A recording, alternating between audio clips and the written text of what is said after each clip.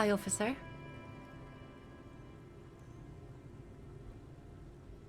Anything I can help you with? Are you now?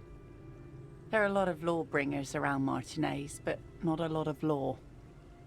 I guess men with authority have their quirks. What brings you here, lawbringer? A fishing village on the seashore. This place doesn't really have a name. It's sometimes called Elysium. The sign on the street leading here is illegible.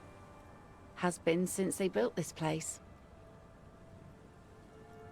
The name is Lillian. People call me Netpicker. I think I have time for questions, and that was actually the second one. Indeed, you're always confused as to your whereabouts. Let's see. Who are you looking for? I don't think I know what these are. Care to elaborate?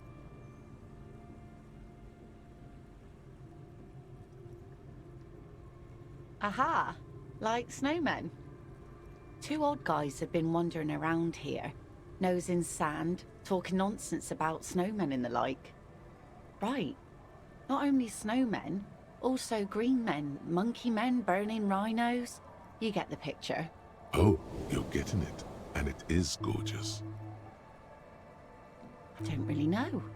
Further down the peninsula, I guess. I mean, that's where they were heading. Who else are you looking for besides snowmen? Well, how can I assist you then, officer? Remarkable. That one already lost everything else, and now his jacket too. It's a good thing, too, that he has an actual police officer looking for it. Good old doom spiral, upper management to the core. That's odd. Is she actually impressed?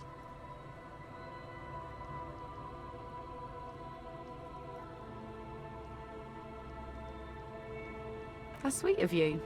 It really is. I check around the abandoned fish market on the boardwalk. Drunks are inexplicably drawn to markets. Might be why they have such trouble staying in business. A phenomenon that the spectral hand theory of the market fails to account for. If one of them lost something, that's as good a place to start looking as any. Like I said, fish mostly.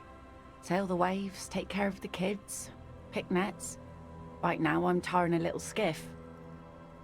I sell the fish to people in the Delta to serve at their fancy restaurants. Authentic Insular Indian cuisine. Sometimes I also walk to the beach to see what the sea has given up. The sea is full of surprises. Keep it professional, man. Don't make it sound like you're hitting on her. Wood, pieces of glass. Every once in a while we see dead bodies.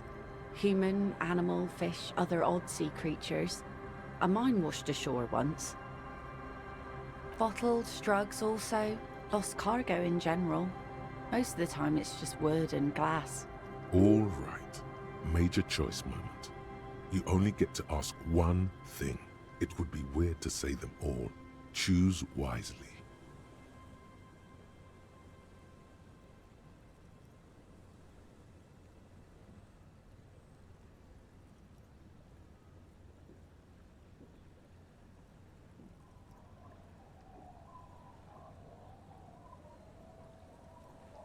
Well, the RCM has to wait for another one, because some army folks came by, took it in the middle of the bay and blew it up.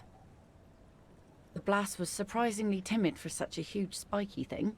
Spiky? Must have been a naval contact mine.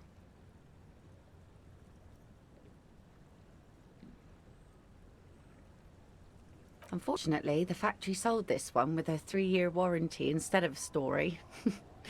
It's to intimidate folks, mostly. Not really. I know some basic moves, and I know it sure as hell beats a knife when you're in a tough spot. But not when you're in a tight spot. It's a regular mass-produced sword, like a shovel or an axe. Nothing fancy, just for intimidation. From time to time, people need a lesson in respect. That's just the way it is. Back in the day, I caught the eyes of many men. And believe me, men need a lesson in manners from time to time. No, I'm afraid not. Tempting to confiscate the blade I use to keep these animals in check? You would put me in an early grave. What makes you think we haven't? The truth is that almost everyone in this life is scared and tired and stupid and too dull for that. That goes for men too. But they put on an act for us. Pretend like everything's good and living in shit doesn't bother them.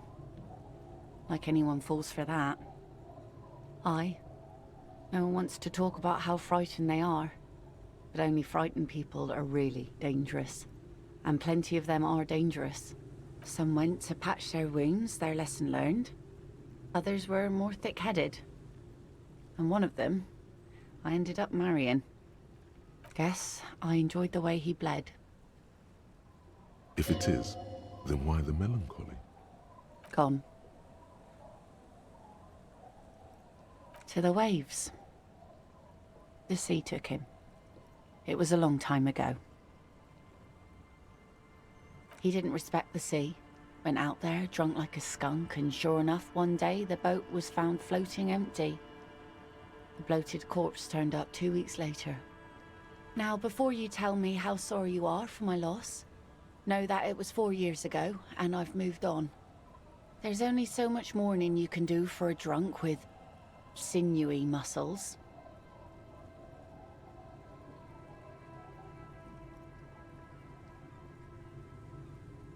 Us working folk don't have the luxury to be bedsick with melancholy.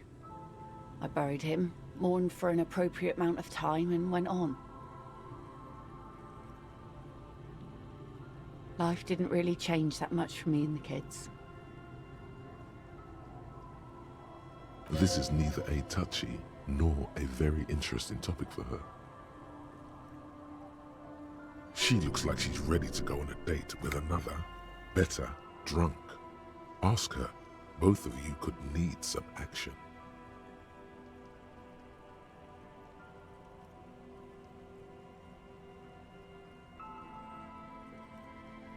Sure is. The sun, I call her, coated with a fresh layer of tar just yesterday. It'll take some time for it to dry, assuming the sunny days continue. Aye. Sunny days. You got a problem with that? Good. It would have been bad news had it turned out it wasn't a sunny day. Bad news for the skiff, bad news for the nets, bad news for the kids. There's a moment's silence. She looks at the rain streaming down the yellow belly of the boat. In time, when the sea turns and the winds settle, she will be ready. My prediction, it will be at least 2 days.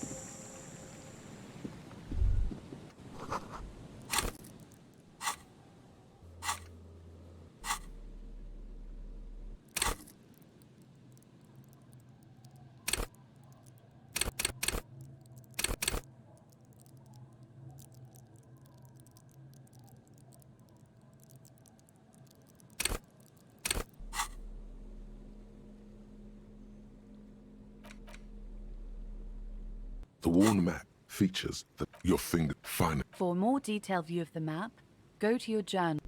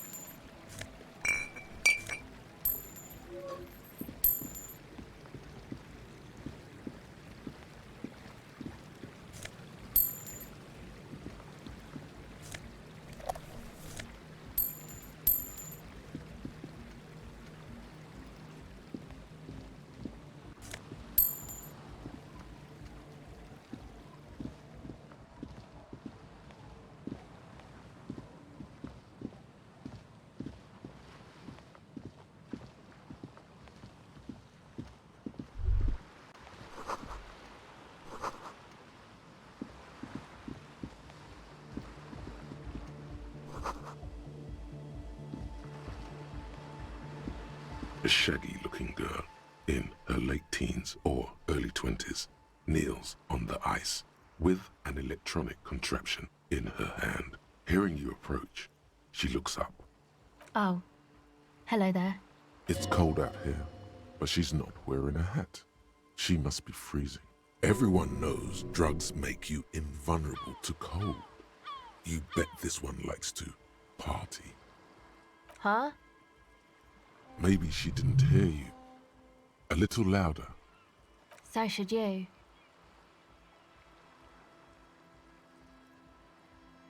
Oh, I didn't notice that. Yeah, well... Look, man, fuck the hat. I'm sorry I said fuck the hat. I was concentrating on something else.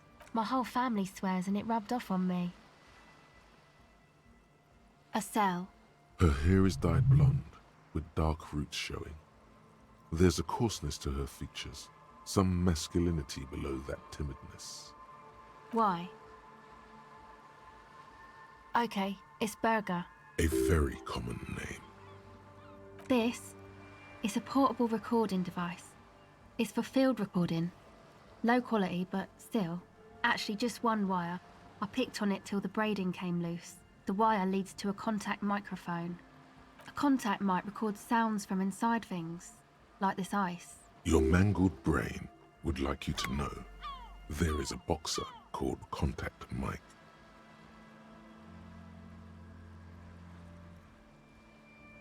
No idea. Yeah, I record stuff with it. No. This is a contact microphone. It's for recording inside solid objects. Contact mic just beats people up. An entire litany spews forth.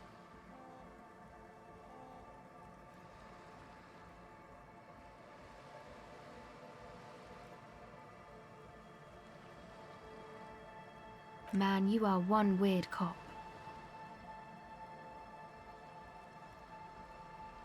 What is it with you and this Mike guy? Okay, if it floats your boat, I'll be more like Contact Mike and less like me. Uh-huh. Good on you. The mic? I don't exactly know. Somehow it doesn't pick up vibrations from the air. The book said it only picks up structure-borne sound, if you like technobabble. Same place I got the recorder from, the Elysium. Oh man. You haven't been to the Elysium?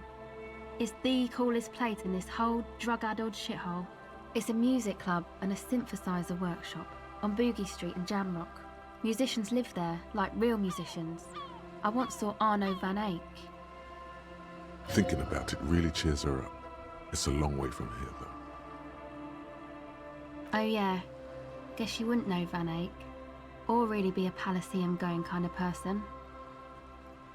I don't know what that means. I don't know what that means either.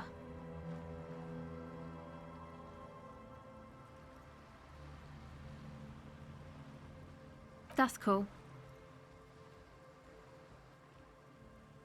Sucks, man. Was there something else? About the contact mic, perhaps? Okay. Recording, I guess. I think I'm recording cracks in the ice, but there's no way to tell. Not without headphones. I think I just recorded your footsteps too. Not sure. What happened to the old headphones? My boyfriend sold them. I don't know, man. Things. Just stuff you need for life. A lie. They were probably pawned off for something suspicious. The musicians in the Palaceum used them for making music. They looped the stuff, cutting the tapes together. They make music out of cracks in the ice and keys jangling. Crazy sounds like that. It's hard to explain. Anyway, I thought I'd make some too. It's supposed to be, like, a music place anyway. I don't really know what I'm doing. They use synthesizers too. I don't have a synthesizer. She looks at the recording device, the thing she thought would fill her hours with joy and escape. It's turning out to be an empty fantasy. She feels childish, very useless all of a sudden. The sharp drop in endorphins is almost visible, like a warm blanket has fallen off her shoulders. The wave of chill, the quivering jaw, indications of a drug high. No, man, fuck that. I'm sorry I said that. I'm sorry about the fuck. She's shivering a bit. Yeah, maybe you were right about the hat. Thanks.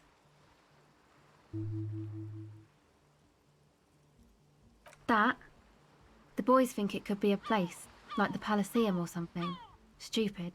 It's really not gonna be a Palaceum, that's for sure. And who are these boys? Yeah, Andre and the guys, they're inside, in the tent. And why is that? They got too much stuff crammed in there, no room. Music stuff mostly. Like this tape recorder, but bigger. And there's piles of it. Yep, they were pretty. I'm sorry we sold those. That stuff is more expensive than I am. More expensive than any of us, really. Doesn't matter, I can take the cold. Go ahead.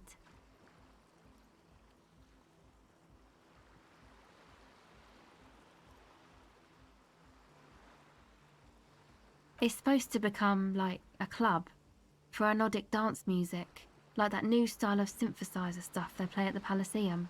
Except that, yeah.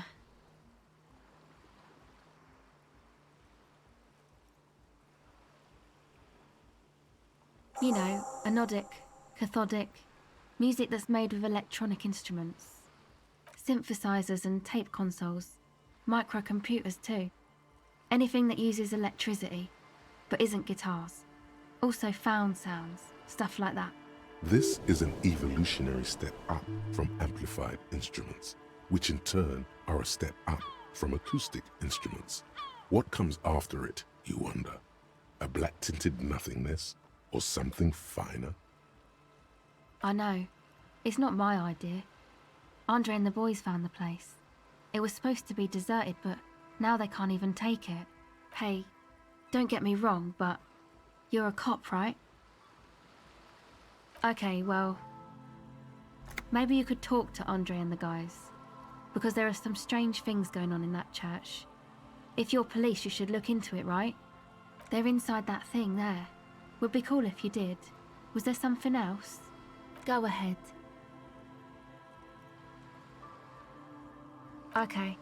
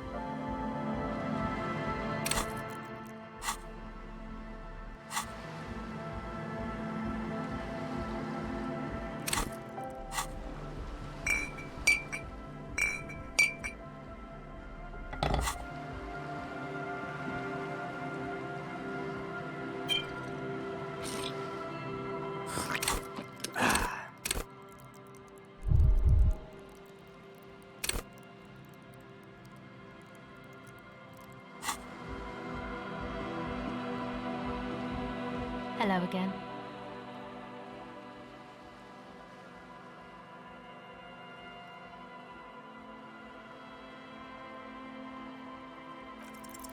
The device is still warm from her touch and heavy as a brick from the batteries inside.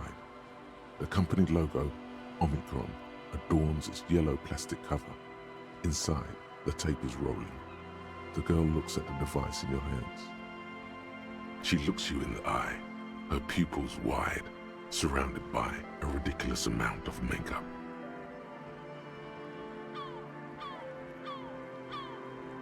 The wind howls. She remains silent. It's real. Tell her. What is?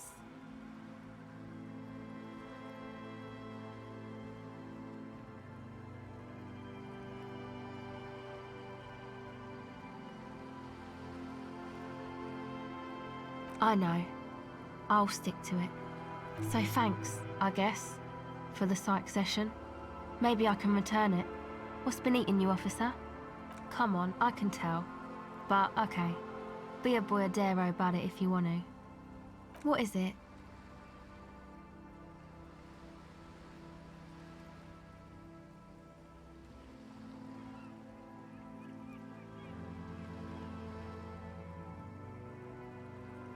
Oh, really?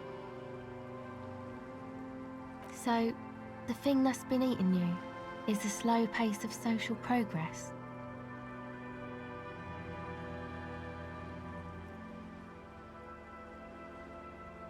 No, it sounds like you just got chick issues.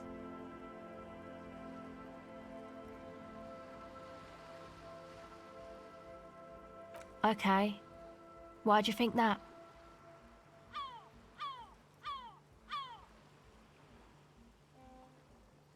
Wow, man, that's pretty symbolic, don't you think?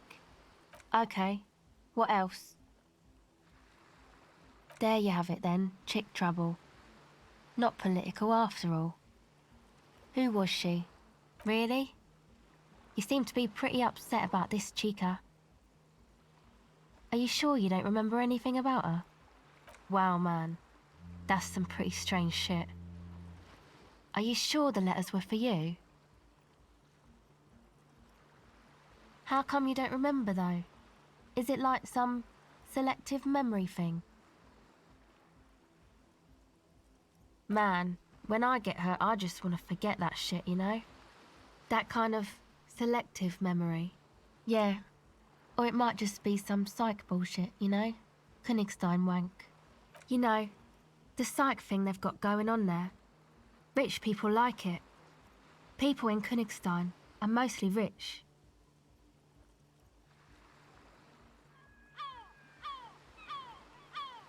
You're welcome. Might be for the best to keep that shit forgotten though. Just my opinion. If it itches, don't scratch. Yes, but it itches really, really bad.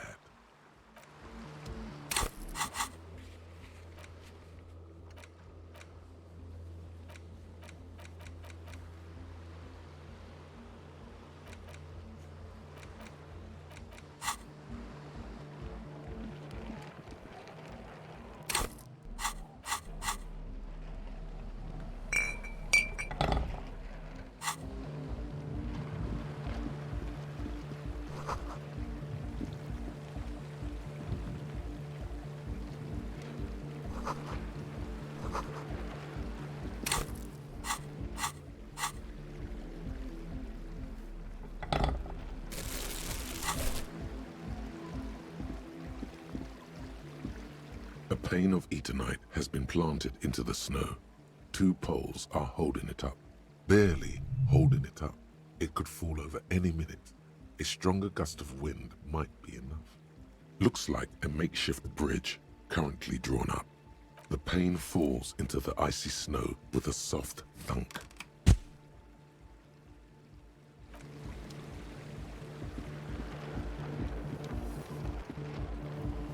The tent is just tarpaulin fabric covering a pile of stuff. The flap is open. Inside, 3 young men are listening to some new form of music. It's like nothing you've ever heard. One of them looks at you. Come on, get in and close the flap behind you. The warm stuff's getting out.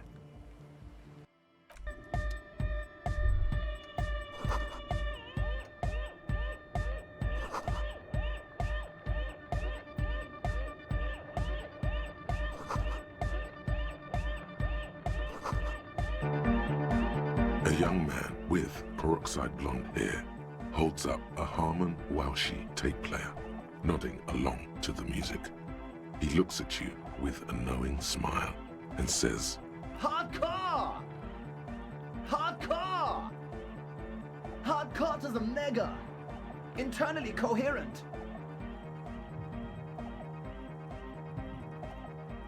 Good morning, yeah! 1, 2, 3, Yeko Kata, the place to be! It's the message, so listen and you will see. No illusion, the spirit is what you feel. could there have been a right way out of this garden of forking paths, you think?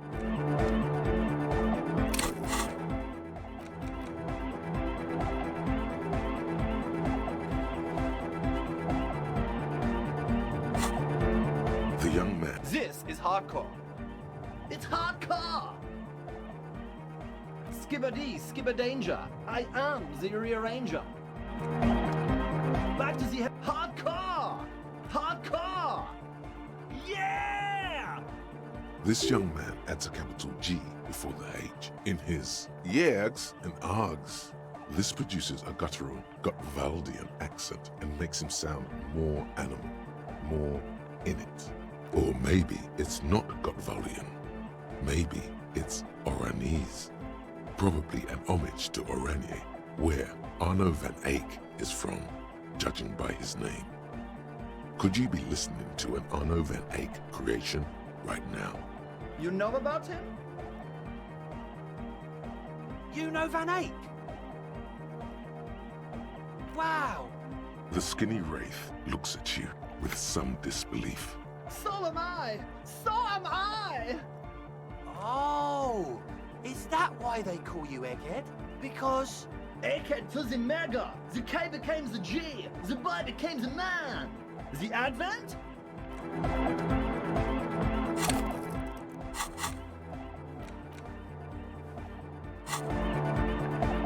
We're close. True, hard, full, car!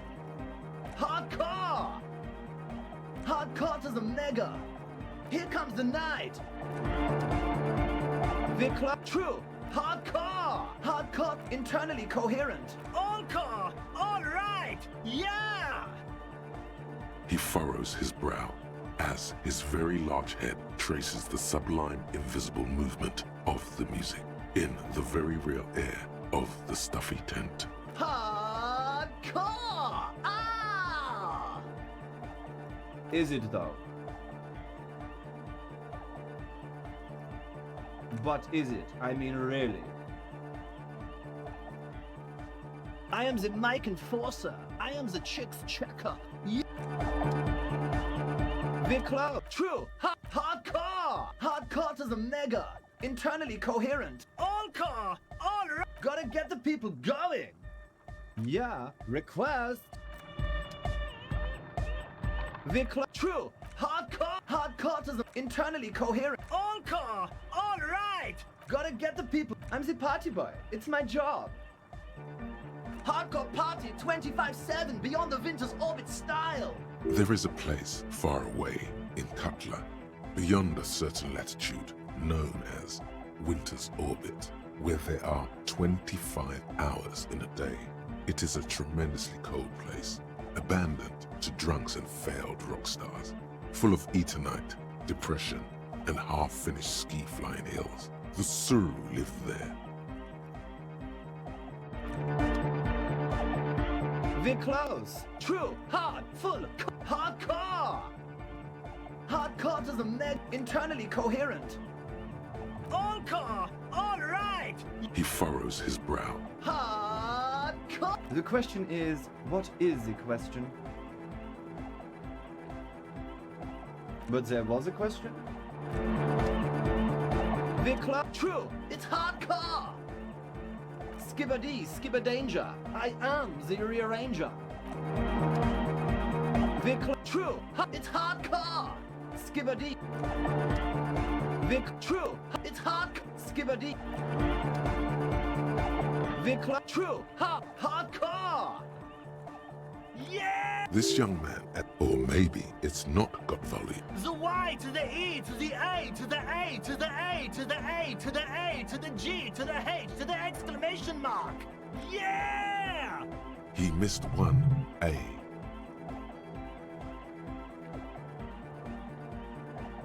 I'm the hard rhymer, the track attacker, the mic enforcer, the sixth checker. I am the law. The club, true, hardcore. Hardcore to the mega. Internally coherent. All core, all right. He furrows. Hardcore. Ah! Is it though? One mind, one spirit. There's no other world. There's no other life. The club, true. It's hardcore. The club, true. Hardcore. Yeah. This young, or maybe it's not got volley. You know about? You know Van Eyck.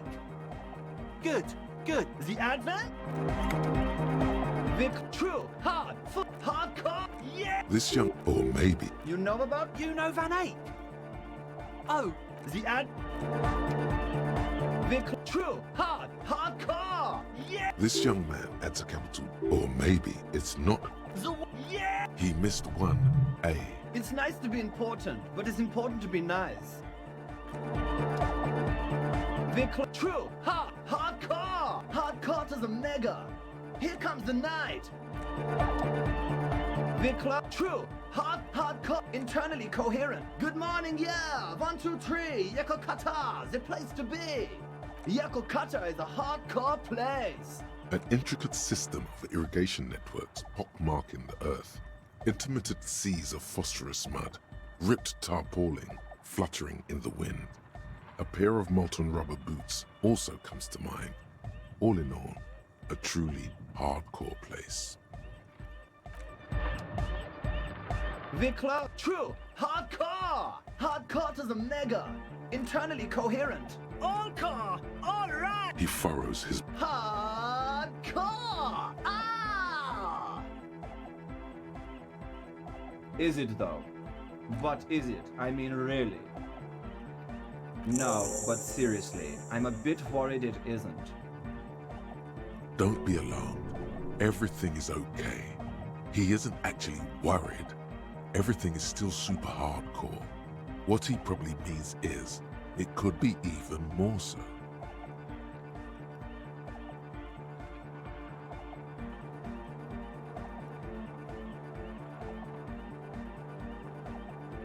There's nothing wrong with it. I'm still in love with the hardcore. Sometimes I just feel like anodic music is in its infancy, you know? For example, take this Arno van Eyck jam I've been pumping for the last month, and will continue pumping for the rest of 51. Isn't something holding it back from being hyper?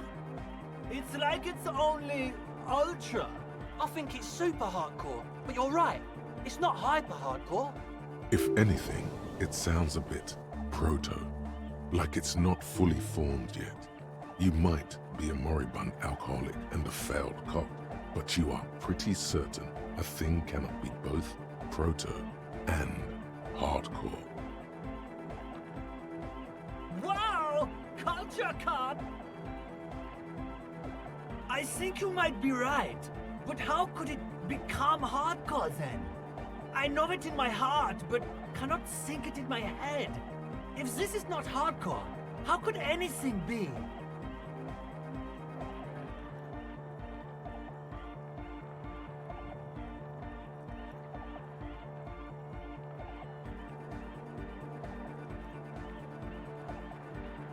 No! This is the answer! What? Guys, there's something happening in his head. Oh yeah! He's doing it! But you're not. This is almost certainly a matter that surpasses the limits of reason. I know! So does mine! Uh-huh.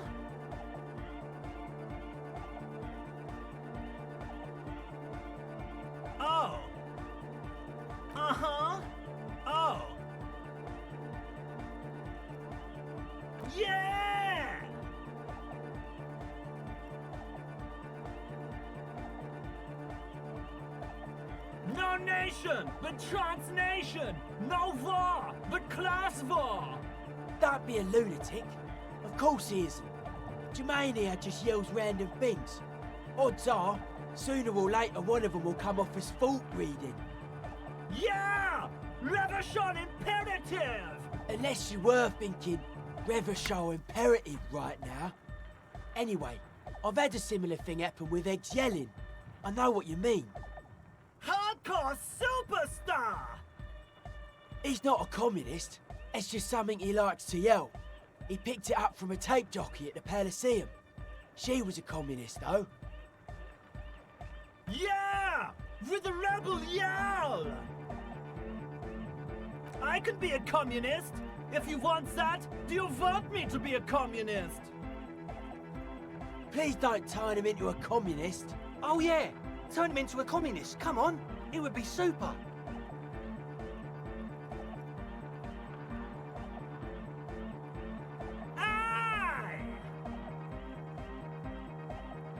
I could Please don't. Oh yeah, turn. Aye!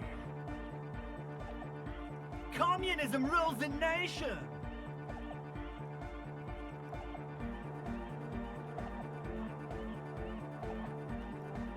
Here comes the sun. Dark Horde Hardcore. Jermaine Egghead. Basically, yes it is. Lungs are for love. When Dolores Day was anointed innocence, her lungs started glowing through her body. For the world loved her, and she loved it back. Yeah! Why wouldn't they be? Are the lungs not the place where you hold the breath of your soul? I think so.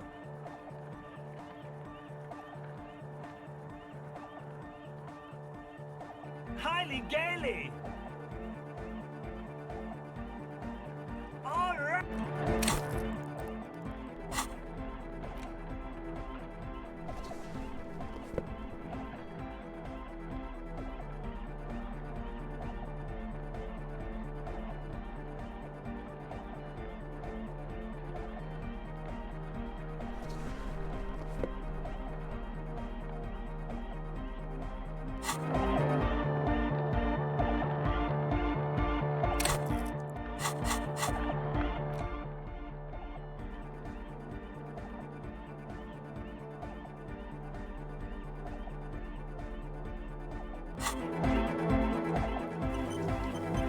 The large head. Good morning, comrade.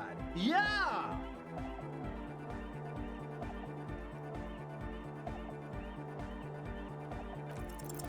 You know it in your lungs where the pressure should vibrate, in your heart that's alone, and in your solar plexus where the hits should land.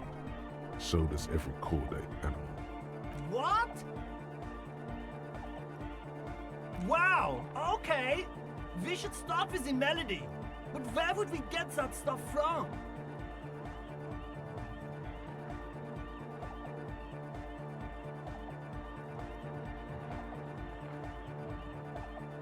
I'm sorry, I don't know anything about Nordic music. I'm just the party boy. I get the people going and say it's hardcore. He feels ashamed he can't be of more service to the future of dance music.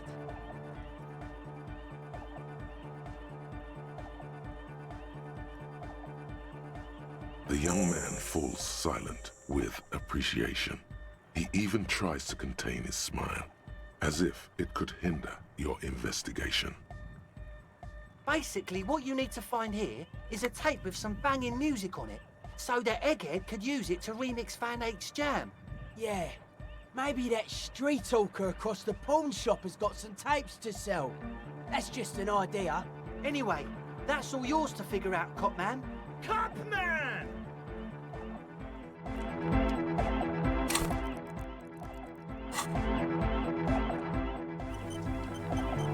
You see a youngish man bleaching the tips of his hair with a toothbrush. He puts the toothbrush down and extends his hand in greeting. Hello, I'm Andre. It's a pleasure to meet you. There is definitely something futuristic about his hair, aggressively so. You get the sense that this is what the future will look like. Imbecilic, yes, Should the future ever come, it will look deeply imbecilic, like this guy. His grip is strong, sweaty, and warm. He's trying to project and inspire confidence. This is my posse, Noid. The young man with earrings looks at you suspiciously. And Egghead. Egg! Together with a Settle Burger, who's out there right now, doing some seriously progressive sonic experimentation, we like to think of ourselves as music venue organisers. We have many in the pipeline, officer. That means they haven't set up a single one yet. You see, we've been all over Jamrock North, prospecting for real estate to establish a new venue in. Also for talent. Yeah, thank you, Egghead. And while there is no shortage of raw, unfettered talent spinning tapes in Jamrock, we've had rotten luck with the real estate part. Place is a shithole.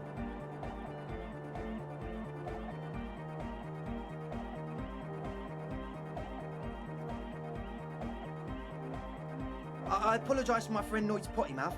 I realise this is not how you speak to a police officer. He has authority issues. Which brings me to the problem of occupied ecclesiastical property. I bet you've noticed the derelict hive of narcomania on the coast. I'm talking about the church, and I'm not exaggerating. Even a place of spiritual refuge can become a magnet for all sorts of dopeheads and burnouts if left unattended. Dopeheads! Burnouts. Well, I'm sad to say, that's exactly what happened. Sad because we were just about to put Martinez on the map with one of the maddest dance clubs in Jamrock. Nah, strike that. In Revachol. Strike that! The word!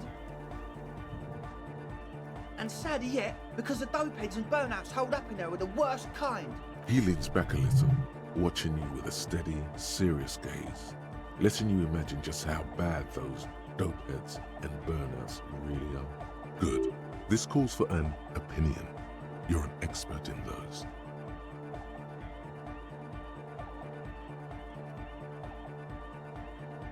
The spooky kind. I was hoping you would be the judge of that, officer.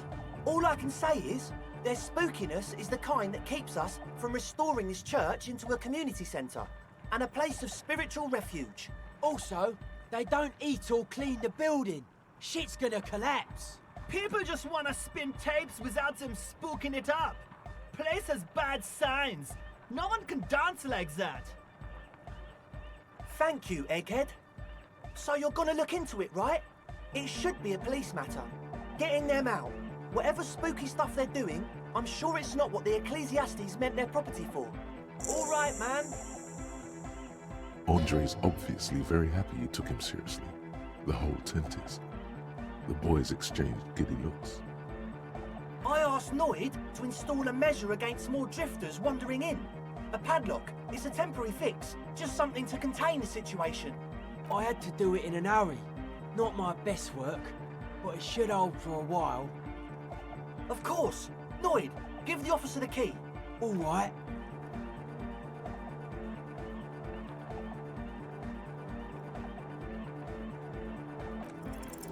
You sense the trajectory of the little piece of metal and plastic. The object makes a small ringing sound as it approaches. Just the tiniest chime to your left. Ka-ching! The key hits your palm. The speed freaks nod to you approvingly.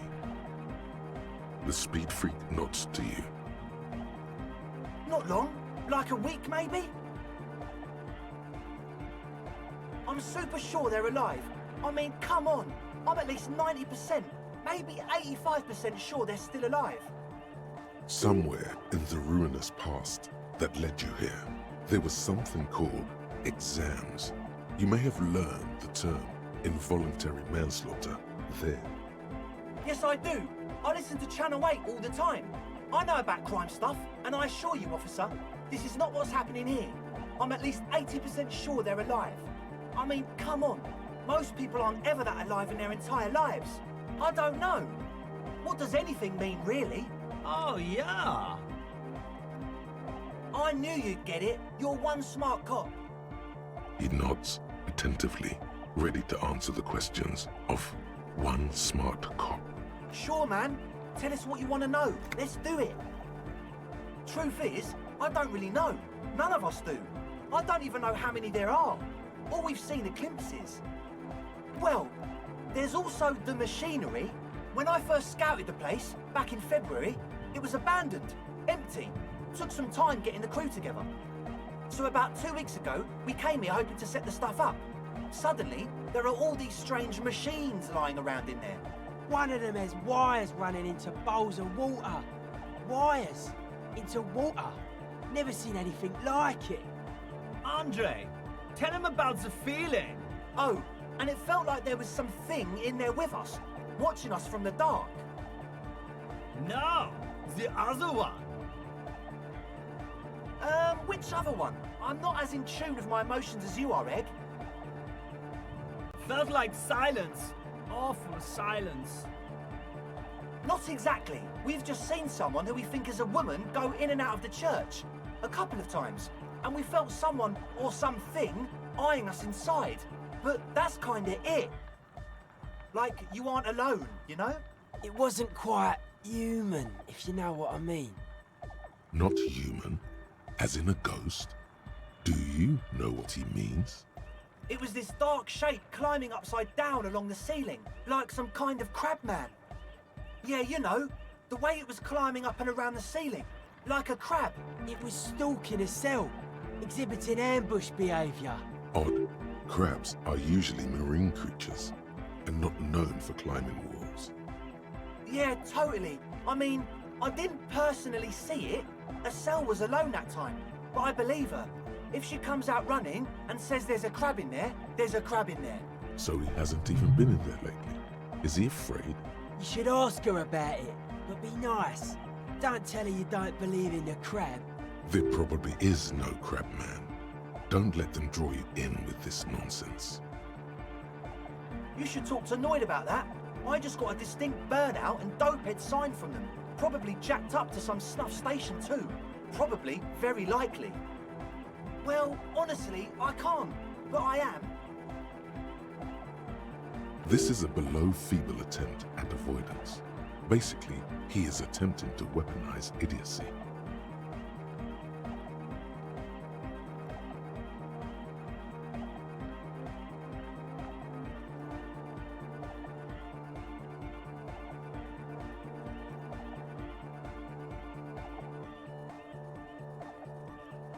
Hey now, I'm 70% sure they're substance abusers. Don't let all that technology fool you. Where do you think the drugs come from? Sure. What?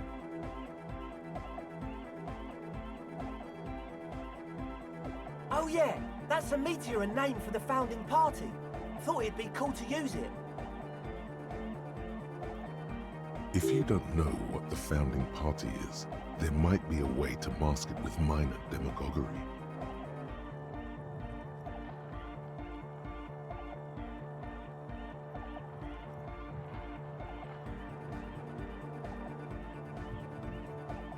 Come to think of it, I've never really looked them up, you know? I can't give you a precise definition, but they're a very powerful religious organisation. And they have roots in ancient mass society. And they're the custodians of the Pericarnassian Church. Plus, they anoint the innocents. They, like, made the innocentic system, no? Totally.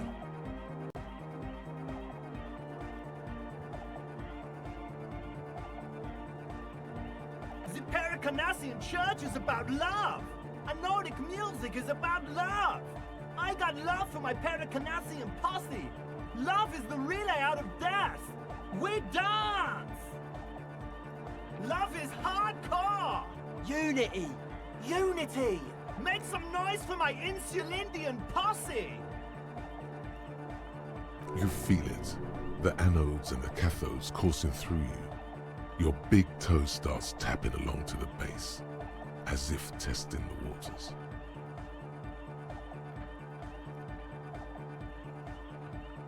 Feels good. Your posse's like your people, man. Like you got your cup posse. You look out for each other and you party together. And where is your posse, detective? Nothing comes to you. the world is silent. Are we? Yeah!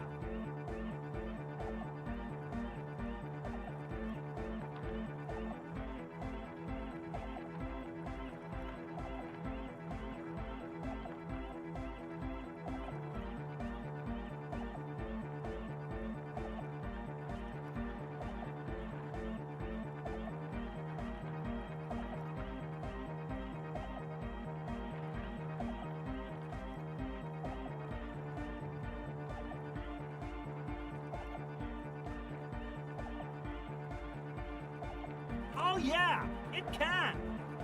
He's coming around. You're getting it. Yeah! Yakokata! The place to be! He seems ecstatic that you share his vision of Pericarnassianism. Do it for the masses. Do it for the crew. I didn't want to say it, but it was pretty lame of you to imply otherwise. Anyway, you got more questions? The one with the large head is still looking at you, nodding his head, waiting for your body to start. You feel like you could go for a little disco when, or if they get this club going. You've got it in you.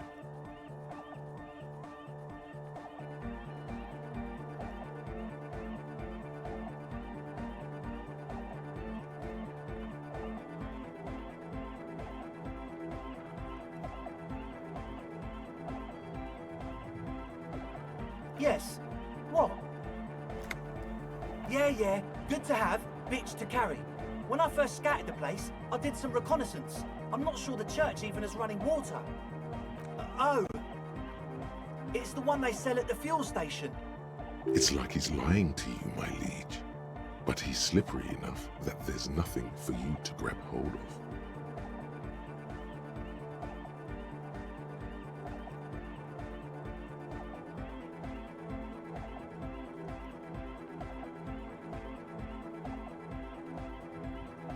It does, doesn't it? Told you we have a smell problem.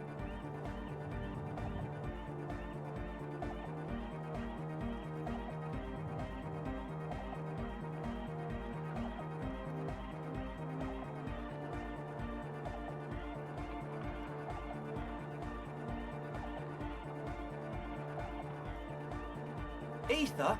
I don't smell ether. Do you, Noid? No. He sniffs the air, then shrugs. It doesn't take a forensic scientist to guess it's drug-related. They look and act like the kind of guys who've done their fair share. Unlike the girl outside, however, the boy's breathing is regular. Their jaws stay put and their pupils aren't dilated, so they're not under the influence currently. At least, not under the influence of stimulants. That doesn't rule out hallucinogens, benzos, some depressants. How do you know all this? The what now? Oh, the old Ultra. He's like an actor, looking to the souffleur for his line. I have a major sinus infection, stuffy nose. We all do. Shit's all blasted up. Winter, can't even breathe. Yes, that's all Nosefed's doing. Without the Noser, I'd be drowning in shit right now.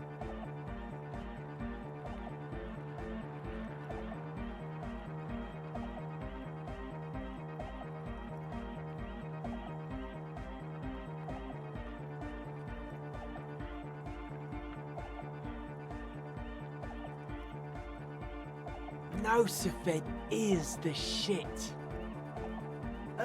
Sure. Here you go, officer. The Noser. Blast away.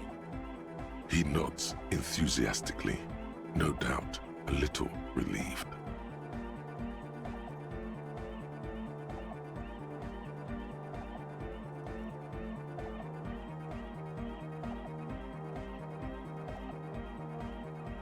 As always...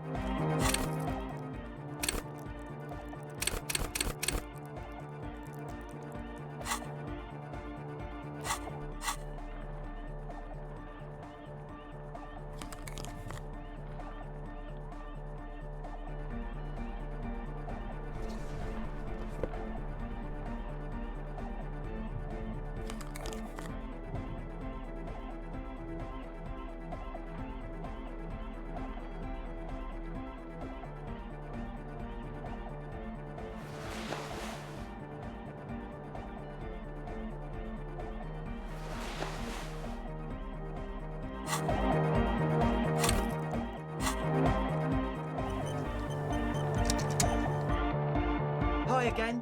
So, how are things going?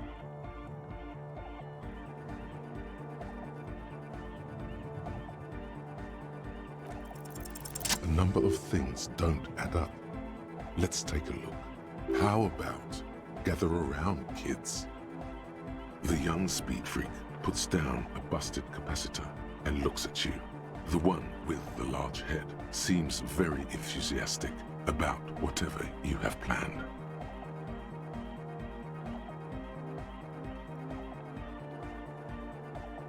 Their would-be leader is less amused. But you still are.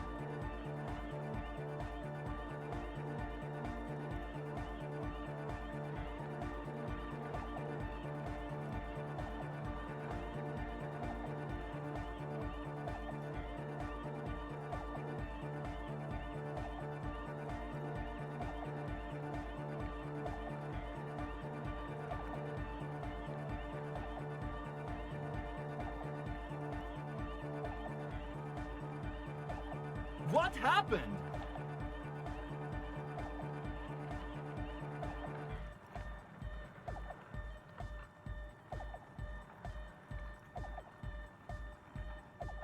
I've been trying to say we need the next step in dance music to happen fast. Shut it. What? I have. I've said that. The young speed freak is silent.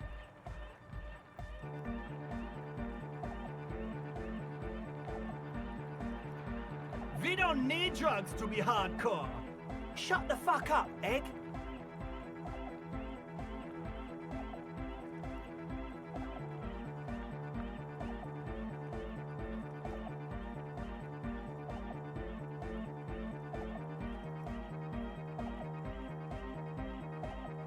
Climb down from the equestrian monument, cop man. Consciousness is new to the universe. We all have our ways to ease the shock. We know she has a problem, man. We're working on it. She didn't exactly have a smooth adolescence.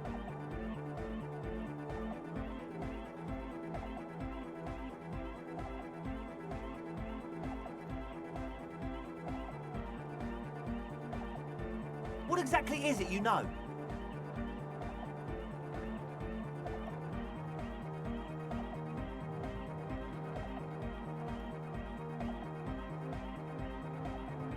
I have no idea how you arrived at that conclusion, but it's wrong. Look, we even have speakers. One speaker. They have one speaker.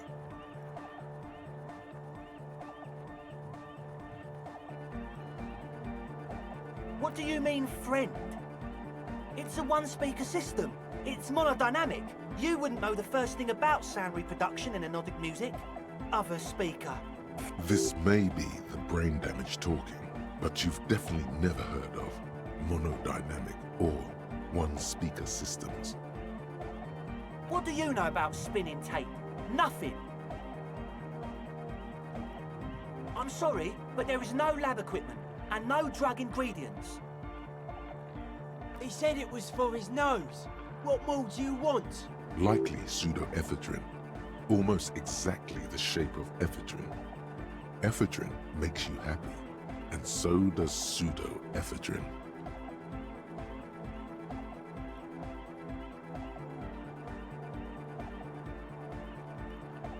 And of all cellular-based life, what's your point, Lawbringer?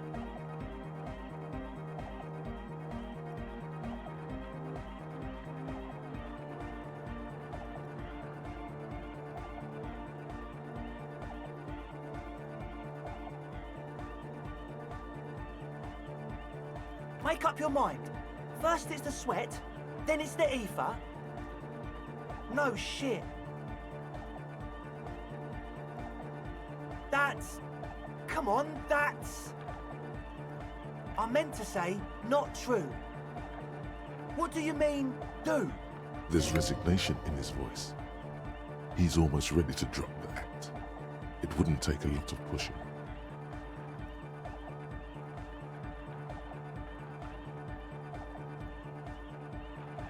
What do you mean by lenient?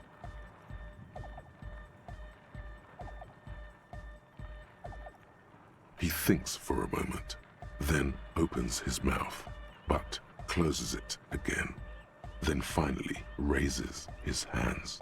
Things are just way too hard for an entrepreneur in this city. It's not like we're not going to turn the church into the wickedest club in East Revachol.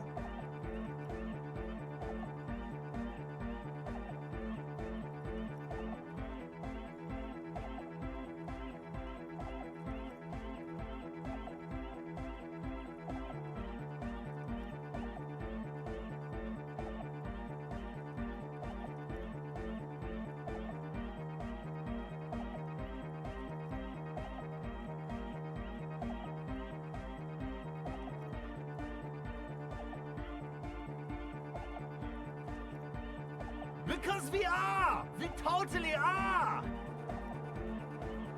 We just gotta turn it into a speed lab first. You know, to get our foot in the door. Like I told you, spooky arseholes moved in while I was getting all this stuff together. A month ago, the place was empty, and now it's all spooked up. No, man, they're spooky all right. It's just that they would also probably call the police if we started cooking speed in there. But the sign was way off too. I couldn't feel the love at all. Sir, you promised you'd be lenient.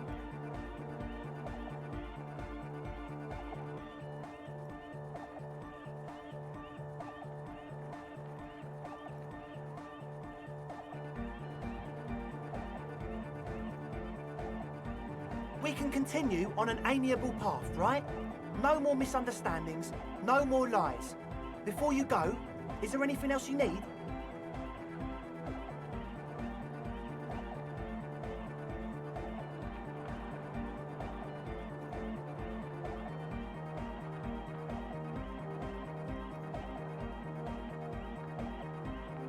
As always. So you had a talk with Andre, and now you want to discuss things with Noid. Good.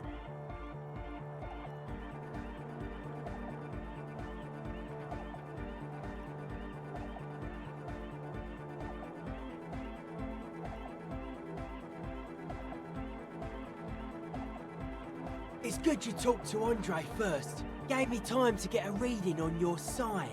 Can't really talk to people before you get a reading. Yeah, gotta compare. See if we can align.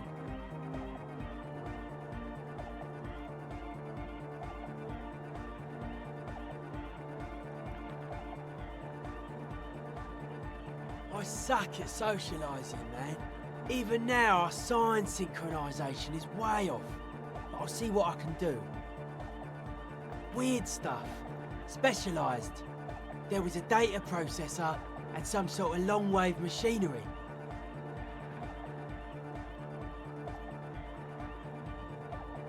Wires going into water. Gives off a spy sign.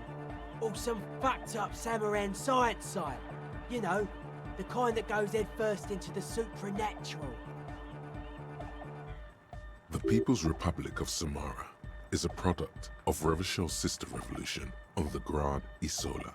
It's known as a severely degenerated rogue state. I know, man. I was just talking about the aesthetic.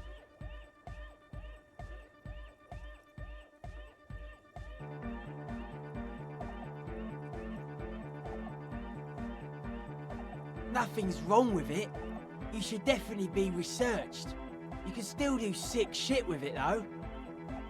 Most of it doesn't exist, but there's also stuff that isn't allowed to exist, because the moralists think it's too dangerous for the plebs. Psionic powers, pale-related diseases, pretenders pretending to be human, folk rights, that kind of stuff.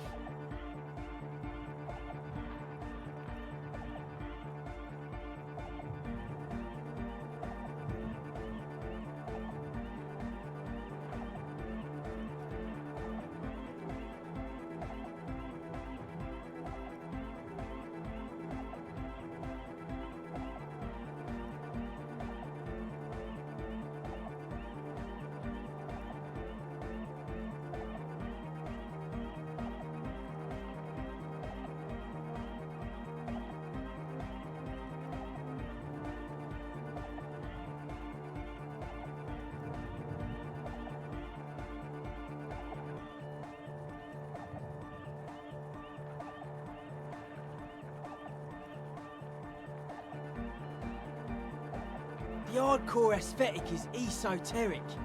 It's not meant to be discussed with the law at this moment.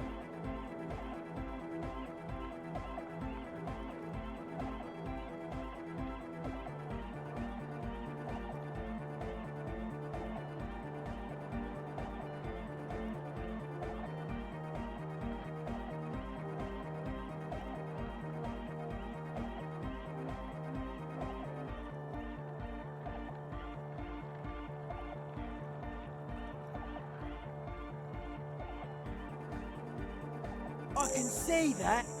Further sign matching would do good for us. One way to achieve sign synchronicity would be by getting us into the church.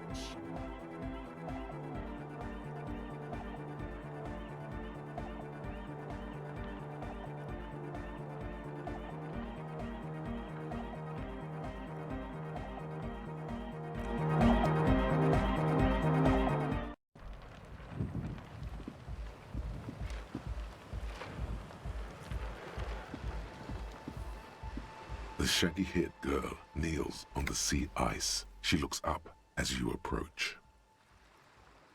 So you talked to my associates, right? Are you going to help us? Great. Let us know if there's any progress, will ya? We've been waiting for weeks here. I did, and I'm sorry. For what it's worth, which isn't much. You don't get to choose your posse, they choose you. Mine are idiots, but they're mine. I tried to talk Andre out of it. I even tried not to lie to you. Indeed, she merely tried to omit the truth instead.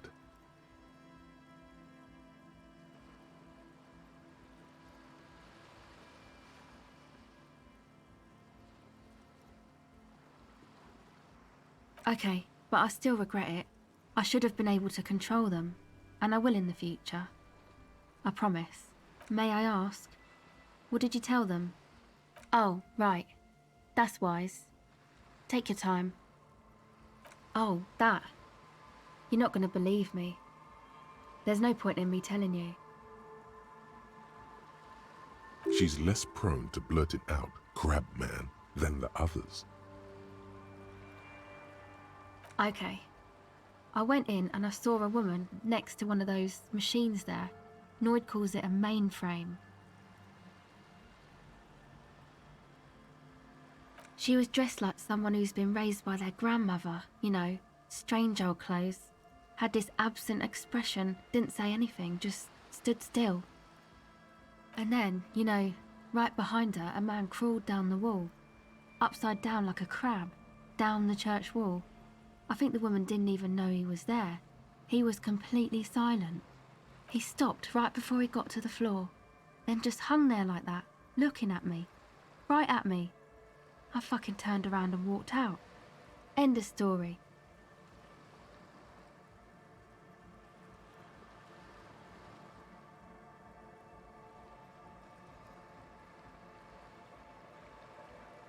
It was too dark. I couldn't tell exactly. Come on, she obviously could. She already went into detail. He looked like a banger, okay? He was all muscular and stuff. Had a mesh tank top.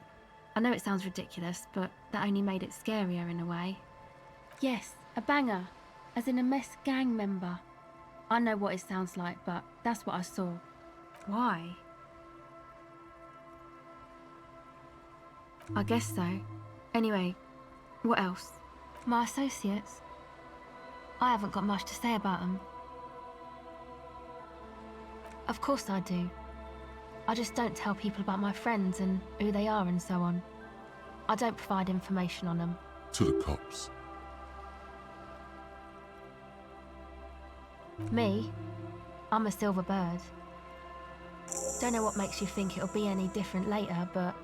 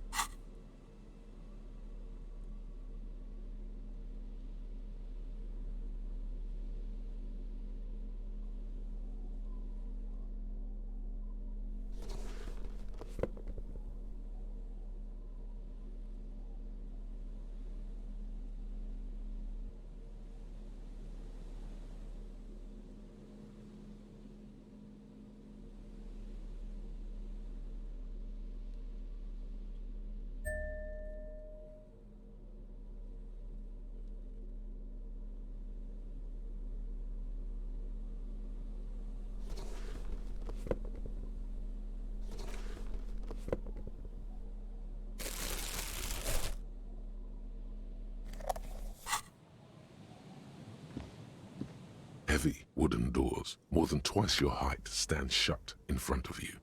The rectangular sea-worn ornamentation appears in stark contrast to the padlock, carelessly drilled into the wood. The carving on the door is block-like and angular, like the church itself. Two large beams shoot downwards, sinking into the wood before they reach the threshold. The surface is smooth from the wind, but moist to the touch. This cheap-looking padlock is sturdily built. It shackles together a hasp and a staple screwed into the wooden door. The lock is adorned with a yellow sticker. It'll be easier to break the staple than the lock. Also, that sticker is interesting, somehow. You see a yellow circle with two X's and a big curve below them that looks like a mouth. You're pretty sure you haven't seen it before, but what the symbol depicts is clear enough. A smiling dead guy. The curve makes it smile, and the X's make it dead. There is something blindingly modern about this symbol. Its modernness puts to shame everything you've seen before. It's the contrast between the cheery, chemical yellow and the rigor mortis. As if the cheery guy didn't know he was dead, or the dead guy didn't care that he was. Either way, you get the sense the forces of future are at work here.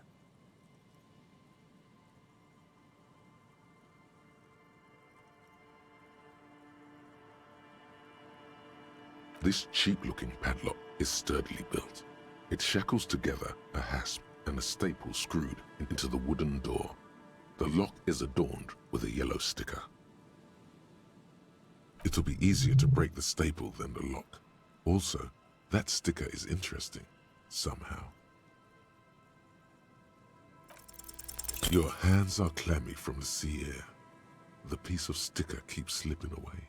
The lock clanks against the door.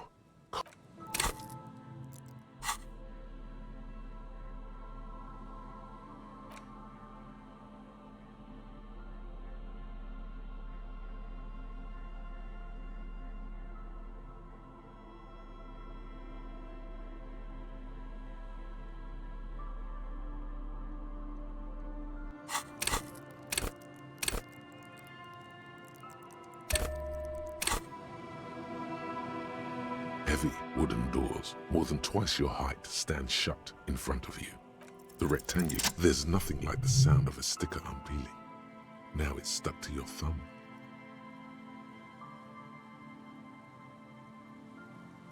Looks like today was a gold star day.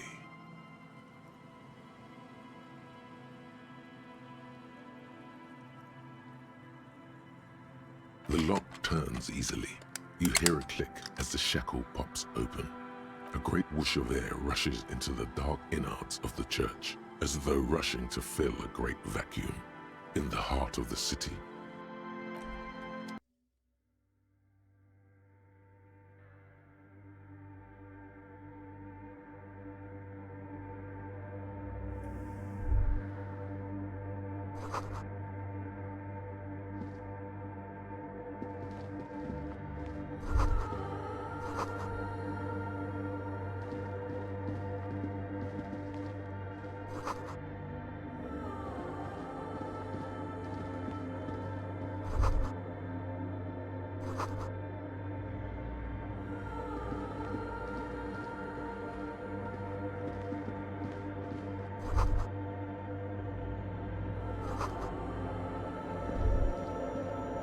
The silence in this part of the church, it's almost palpable. All the shifting matter and shuffling of living things is gone. Nothing seems to exist beyond the church anymore. Maybe if you were to stand in just the right spot, even your footsteps would be completely silent. And then it's gone. Almost all of it, but for the faintest of hums. It seems the sound here is detached from its source somehow, if not blotted out outright. Truly unusual. Sounds like the Pale. From recordings of the Far Pale, you've heard them. We all have. You can hardly hear your own breathing. The orderly rows of ceiling panels become barely visible. then disappear completely in the darkness of the tower overhead. The silence, the darkness, they've enveloped you as in a cocoon. You cannot move anymore.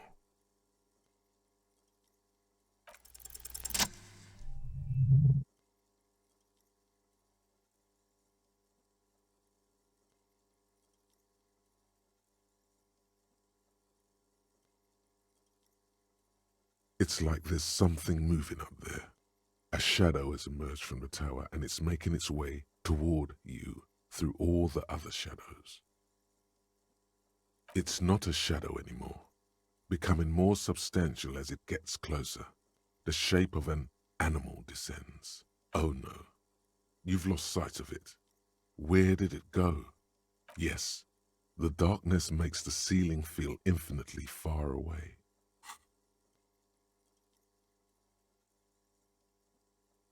You see something hanging from the rafters, looking straight at you with dark eyes. Maybe it's possible to talk to it.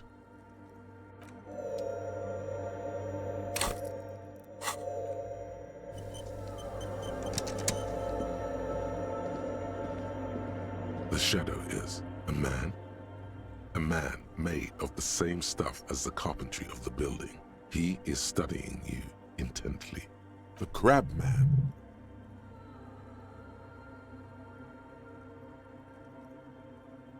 The man leaned forward a little, fixing you with a steady, unreadable gaze. Habitual alcohol use has made you into a scared little pussy, Holmes. But don't worry, everything's gonna be alright. You come to the right place. That accent is Villalobos, a peninsula in Mesk and a district in Jamrock. There's a sizable contingent of Villalobos-speaking Mesks in Revachol. Here you can receive the mother's love. And when you're ready, she will take your hand and lift you out of the despair at the bottom of that bottle. He's a born preacher. Enjoy the rhetorical flourishes, but remain vigilant. Don't let him get too close. He's crazy. Giving away all of your possessions, sacrificing a limb to appease an angry god, trying to live on air and light alone, as though you were some kind of plant.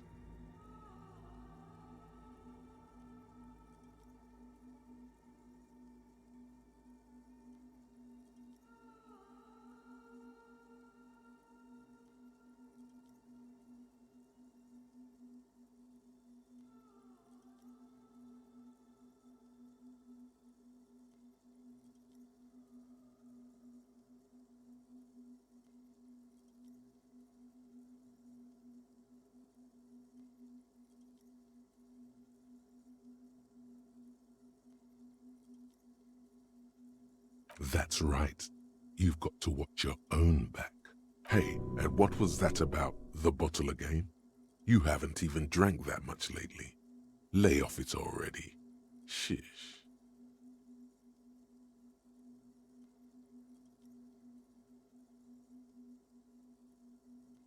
Está crudo, way. I see deep inside you. Your body and your spirit are suffering greatly from overindulgence. And you don't even know it. I was like you once, just dragging my feet to the next bottle. Shit was dark, Holmes.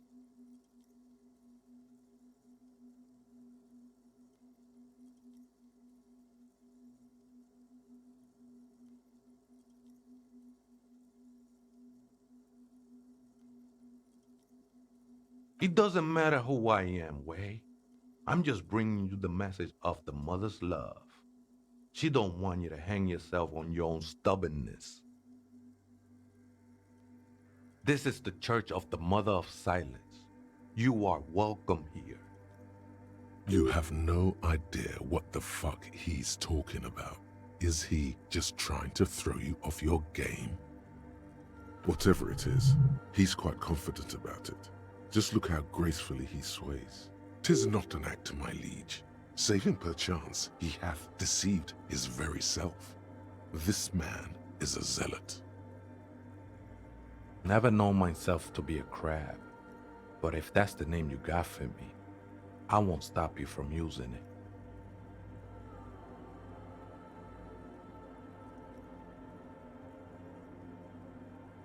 I always thought of myself more like a flame, flickering along the rafters and beams.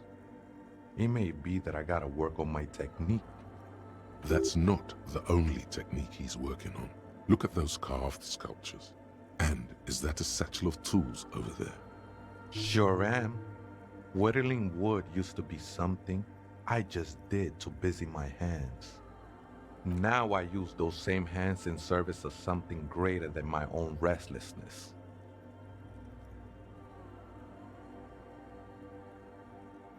It's all just for the mother, man. No need to overthink it. I was in a gangway, but my memories of that time are faded. Most of them are already gone. No, man. You gotta let that shit go. Then the mother's light touch will fill you with rapture. Tiago's my name, by the way, though those syllables don't mean much to me. A name isn't just your identity, but also, so to speak, your place amongst your fellows, your place in the world. I ain't got no use for such a place anymore. That's just the thing, Holmes. None of that matters. This is a special place. There's a perforation in the world up there, a way out into nothingness. This church was built around it for purposes of veneration. I circled it, nurtured by the silence bestowed by the mother. One of these days, I'll be pure enough to go drink from it directly. Oh, that's no simple question, I said. She is one who can be painted or sculpted. She is a cavity in the dark beyond sense. She saved me, but I couldn't describe her to you. No one can, Holmes, and no one ever will. I will be incinerated, but not destroyed. Finally, I won with the state of the world before reality began. That sounds a bit like substitution behavior, no? You know a thing or two about that. It's not like that at all, man. It's just faith and joyful service. Too gleeful, those words. He is lying. Not to you, to his very own self. I heard that before, Way. And I know I can't convince you on the spot. But think, when's the last time you woke up from silent communion with a hangover, regretting what you did last night? She took you for a good spin, huh? Don't worry, bro. That love is but a drop compared to the ocean of the mother's love. The mother will eat all of you and never spit you out.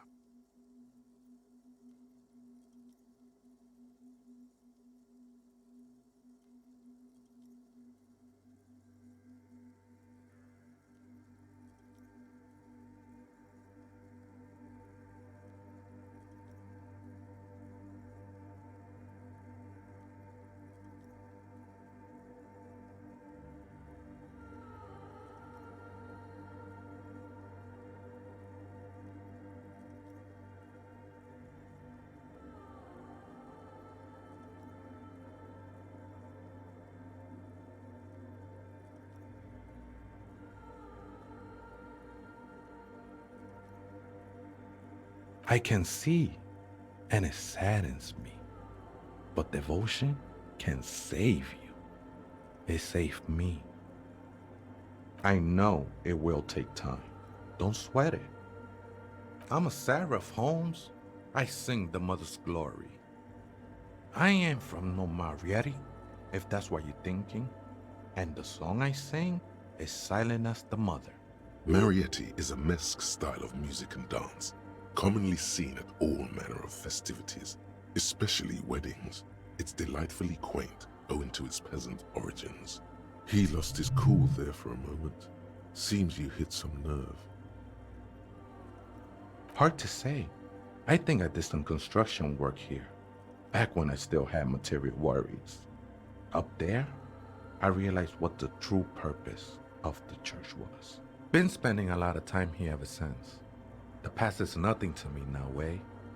It didn't belong to me.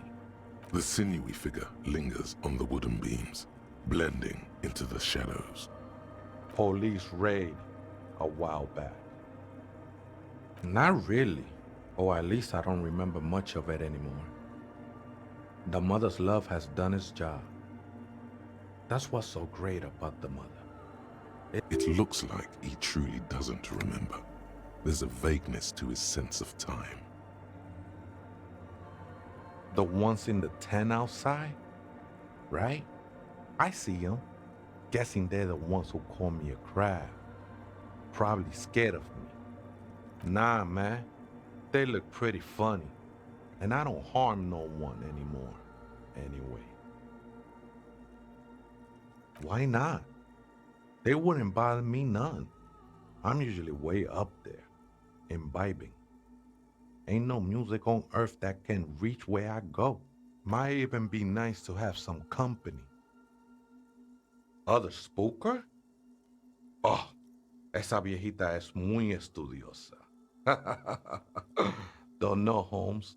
Viejita is grandma? No. I just call her viejita because of her clothes. She's actually quite young. Or maybe not that young. That's what I said, Holmes. Don't really follow her comings and goings. Just see her typing on her computer now and then. We got different interests. I'm afraid not, Essay. You just have to wait until she comes back, or search through her radio computer.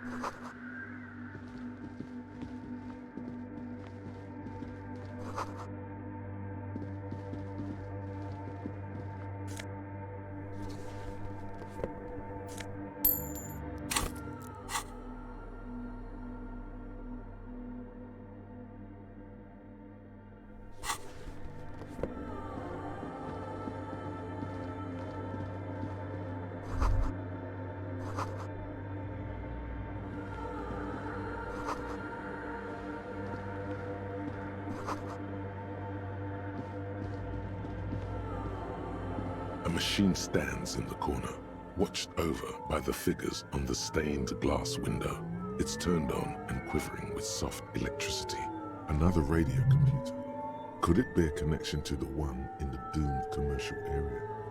This is the Ream Prefect, radio computer model number RC7024, equipped with a failed mainframe and a Ream-compatible interim printer. The Ream Prefect is the governmental version of the commonly used Ream Civic. Although mostly based on the same technology, the Ream Prefect is equipped with better noise attenuation circuits. As you step closer, you notice fluorescent play and print buttons on the keyboard. A hatch connected to the central compartment is wide open. Behind the hatch sits a cube-like crisscross of filaments, smoldering in the dark like fireflies. Silver tape on the side says, in black marker, log, February to March. Another filament memory. Press play to talk with the repeater. The speaker comes to life. Static seeps through the machine's planar magnetic driver. An old lady greets you. Her voice sounds 100 years old. Good evening. Votre accident on Saint-Brune. This is the East Insulindian Repeater Station 1. Please repeat. Is this the personal log? It's the same old woman you spoke with through the radio computer in the doomed commercial area.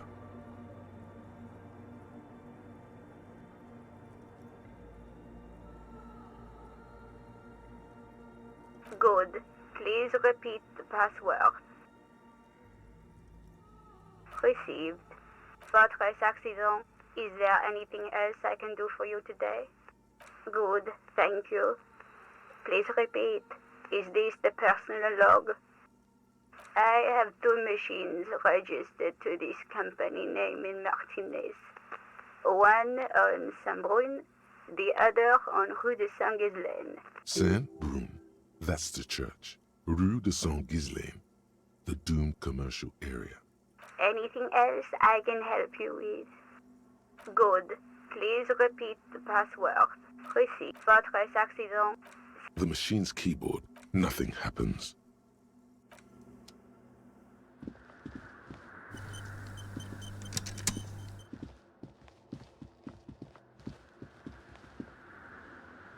In white, silver, and apricot faience, the young mother of humanism stands above you. A crack runs across her body. She is impossibly tall, oval-faced and sad, a dark and radiant majesty. This is her innocence, Dolores Day. Cradled in her arms are a pair of glowing lungs, clearly visible from underneath her flowing dress. You should kneel. Your knees touch the floor. The floorboards are hard and cold. There you kneel among the snowdrifts, diffuse light falling on your hands from beyond the glass. The world is silent, but for the creaks and cracks of the massive wooden structure behind you. It covers you from the wind outside. The ocean feels distant, its ebb and flow blocked off by the centuries-old pinewood sarcophagus around you. The woman looks down at you kneeling. She towers among her followers, architects, laymen, courtiers. There is a sad smile on her lips and a glint in her green-blue eye of what? Compassion? Remorse? She acknowledges the passing of someone who is still alive. You.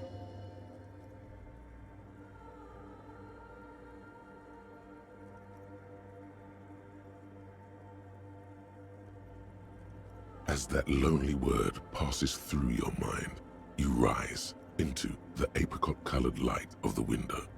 The woman keeps smiling her distant smile above you, sundered by the crack in the glass. Despite the damage you've done to yourself, the title appears lodged in your hippocampus. This is her innocence, Dolores Day, the innocence of humanism, internationalism, and the welfare state.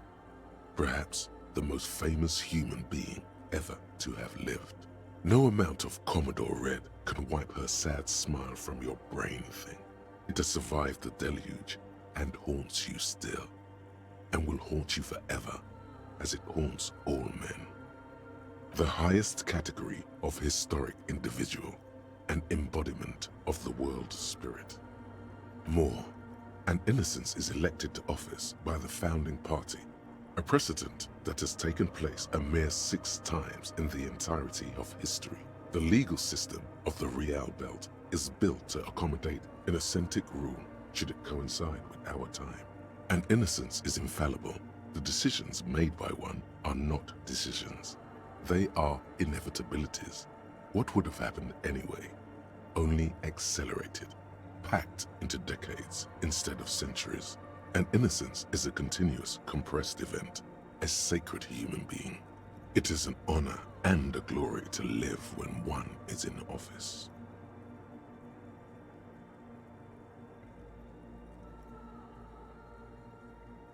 No, we are alone.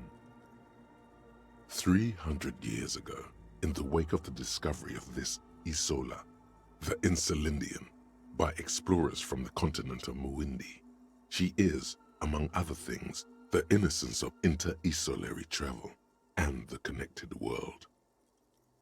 Many things, you know she was a woman of the court, the wife of an influential Marchese, and eventually the principal advisor to Irene la Navigateur, Queen of Suresnes, modern-day Sir La Clé. Also that she was gorgeous beyond beauty. Terribly, women of the court were expected to play both contract bridge and chess, sufficiently well to prove an interesting challenge to a man. A simple grasp in matters of philosophy, theology, and science was encouraged. She was, by all means, a kept woman. She made the most of her position in the antediluvian court, a court visited by the most prominent thinkers and artists of the day. In secret, she was becoming the era's preeminent philosopher of the state, a scalpel, a piercing gaze. She was an almost preternaturally magnetic and intelligent individual. To her contemporaries, she appeared out of time, a messenger from the future of the species. We all fell in love with her, head over heels. Even before she was declared an innocence, her influence was tremendous. It was on her advice that Irene Le Navigateur sponsored a number of voyages into the Pale, a costly, often tragic endeavor, ultimately vindicated by the discovery of the new world, the piece of reality you're standing on. She was crowned 2 years after the first expedition returned, setting in motion what is widely considered the greatest era in history, the DeLorean era. Wow, indeed. When her innocence was declared, and the queen she had advised for years fell on her knees before her, she was so overcome with emotion that her lungs started glowing in her chest. Bystanders reported golden filaments lighting the already sunlit chamber around her, clearly visible beneath her dress. That is why the lungs are the symbol of love for the cultures of the Real Belt. As did we all, the lands of the Mesk and the Occident, and even faraway Supremawindi. Altogether, 21 of the 40 Mundial nations of the time immediately accepted Innocentic rule, even before her crowning. In a city called Advesperaskit in Vespa Messina, her homeland, the name of the city means evening comes, but it happened on a winter's morning, with the canals frozen and slush falling out of the sky. She was dressed in a white and pearl dress. Oh yes, she looked like humanity's young mother, a perfect mother, insultingly beautiful. It was as if her face and shoulders and hands were covered in a soft down of underfeathers. You know this well, very well. Midwinter snow was beating the cobblestones around her. A small attaché of officials stood by as her Theriers placed a white gold wreath on her head. One of the men in this secret service killed her 22 years later, a young man who had come to suspect that Dolores Day was not entirely human, but something else. Something that had walked in our midst, watching us stumble for hundreds, if not thousands of years, until it decided to interfere in the course of our history. We were supposed to come up with this ourselves. The man was reported to have screamed at the innocents. Dolores Day was shot in the chest with a fowling piece 8 times. The man, thought to be insane, said he once touched her and her body had been unnaturally warm, like a furnace, and that sometimes, while on duty, he observed her forgetting to breathe for over 10 minutes. This inhuman quality was witnessed by many others as well, glowing lungs and all. It is commonly attributed to mass hysteria and religious psychology. Terrifying is a term too emotionally charged for your semantic memory, or what remains of it. But although she is often considered to be the greatest human being to ever live, there was something ominous about Dolores Day, constantly surrounded by her Theriers. She was the most socially secluded and least self-aware of all the innocences. Some modern thinkers would consider her a war criminal for the campaigns she waged against the Mesk state. And then there were the resettlement programs. The Mesk state tried to detach itself from Innocentic rule. Parts of the world were experiencing whiplash from accelerating into secularism. Her mandatory education programs and mass resettlement of upstream Marguerite were problematic as well. Dissenters were suppressed by a military force she called the Army of Humanity. suggesting those who fight against it are not part of humanity. She adored chess, yes, but also military war games. Dolores Day often holds a tiny tin soldier between her index finger and thumb in icons such as this.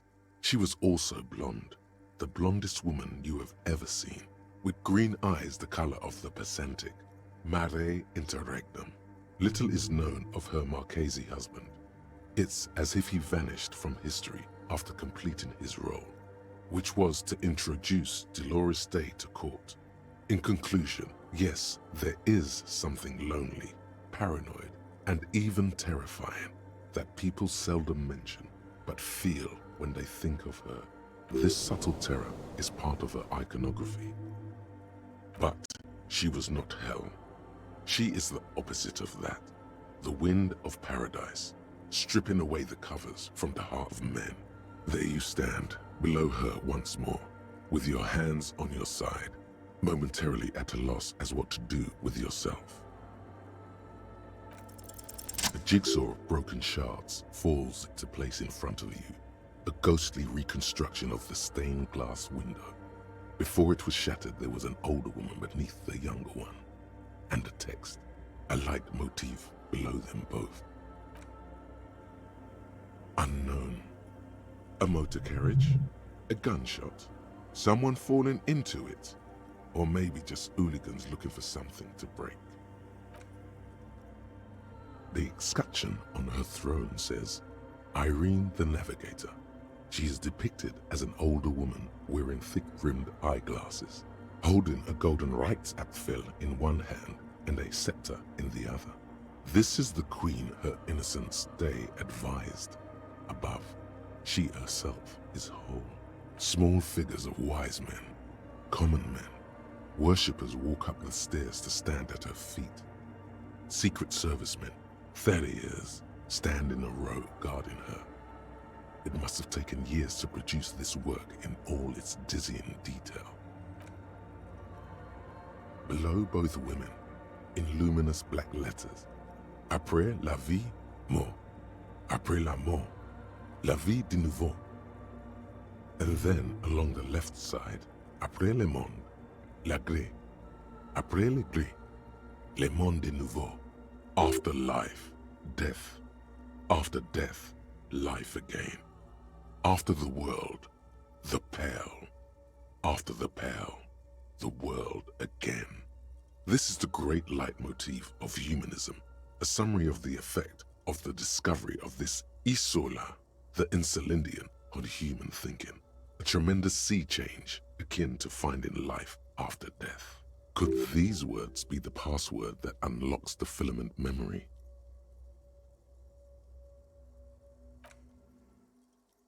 The mother of humanism towers above you, a wax painting on a cracked pane of glass. Nothing has changed in her expression. The machines keep the... Good evening. Votre good.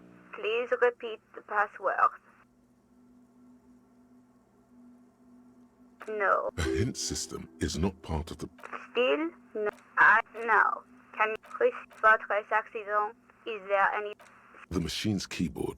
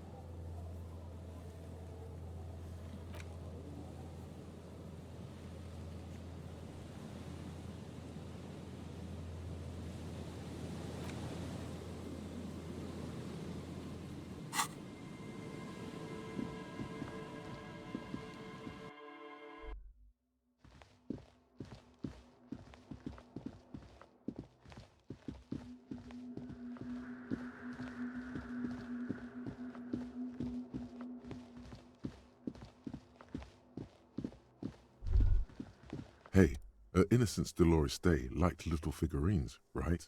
liked holding little men between her fingers, remember? You have the headless Falcon Rider figurine. You should give it to her. Win her back. Don't be so pessimistic. Love doesn't die that easily. So very, very, very nifty. Nifty and mysterious.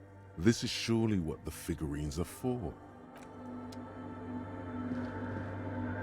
The mother of humanism stands above you, a precious and complex wax painting on a single pane of glass.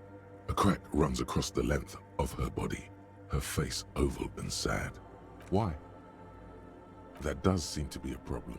Maybe you meant something else? I don't know. What are we thinking of? Part of your mind has gone on to other things already. The mother of humanism towers above you.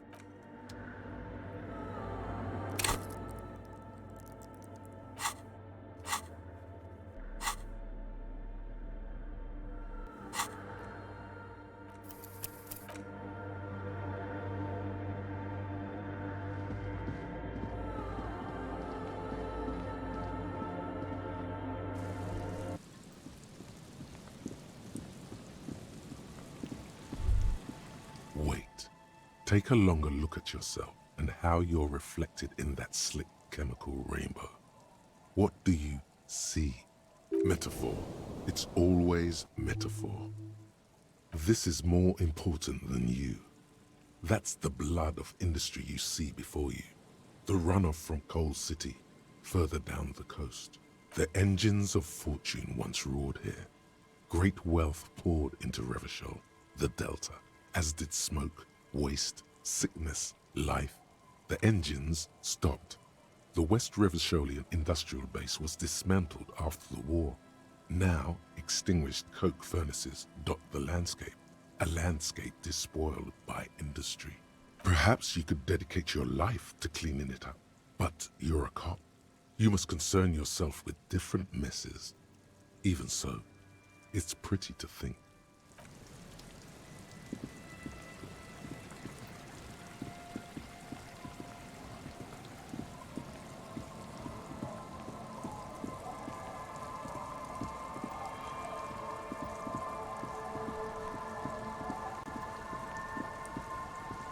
It's getting late, and it's raining. Time to call it a day.